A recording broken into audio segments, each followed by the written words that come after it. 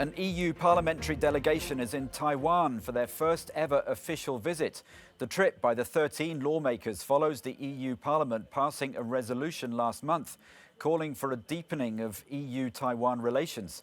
The group is expected to discuss threats such as disinformation and cyber attacks, as well as the escalating tensions with China. Well, for more, let's cross over to Shona Murray, our correspondent who's in Brussels. Shona, MEPs going ahead with this visit despite clear warnings from China not to go. What have the parliamentarians been saying? Well, that's right, Alistair. We know it's a very sensitive issue for China. They see it as a matter of sovereignty. They see it as a breach of the One China policy. That's what they've said today in a statement here. The Chinese embassy in Brussels has told us. They said it will undermine EU-China relations. But from the MEP's point of view, they say they're well within their rights to forge their own relationship with Taiwan as they see fit.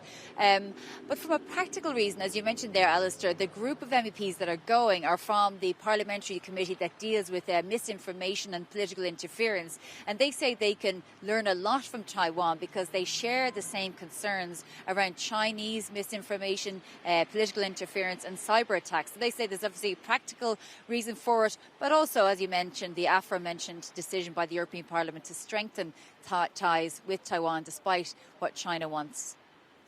And is there a danger then that this visit could create more tension in overall relations then between the EU and Beijing?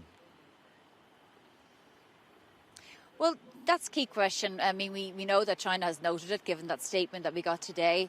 We also know that just this year, the Chinese government sanctioned several other MEPs. Actually, well, one of the MEPs that was sanctioned by China is on this trip as well. And that was in relation to the European Parliament's position when it comes to the Uyghur genocide. So you could look and see that maybe sanctions will apply to these MEPs again. It's not clear exactly what they'll do in terms of the EU-China relationship, although they just said it was undermined. But I caught up earlier with Mikko Hatari, an analyst from MEPs, and he made the point that there certainly will be some diplomatic efforts from the Chinese side.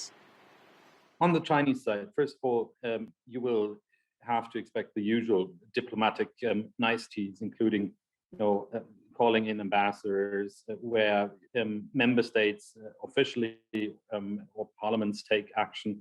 But vis-à-vis the European Parliament, it certainly adds to another layer of complications in that relationship, because the EP obviously is taking a harsher stance and a more critical stance on quite a few China-related issues, human rights, investment agreement, now also Taiwan. So they will make every effort to influence the EP parliamentarians where possible, and behind the scenes to make sure that this is going to go away. At the same time, it's also quite unlikely that European parliamentarians will change their stance on many of these issues going forward. And that's Mikko Hatari, the Chinese analyst, essentially saying that there will be some diplomatic efforts from the Chinese side in relation to that visit by MEPs in Taiwan, which will conclude on Friday afternoon. Alistair? Shona, thanks very much. That's our correspondent Shona Murray in Brussels.